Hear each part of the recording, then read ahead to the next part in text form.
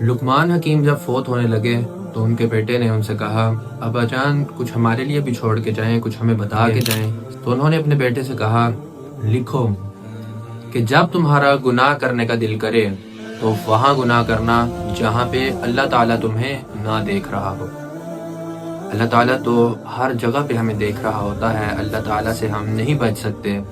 پھر انہوں نے اپنے بیٹے سے کہا، سنو، اگر تمہارا گناہ کرنے کا دل کرے تو اس زمین پہ گناہ نہ کرنا۔ تو انہوں نے پھر کہا اپنے بیٹے سے، سنو، اگر تمہارا گناہ کرنے کا دل کرے تو اتنا ہی گناہ کرنا جتنی سزا تم برداشت کر سکو۔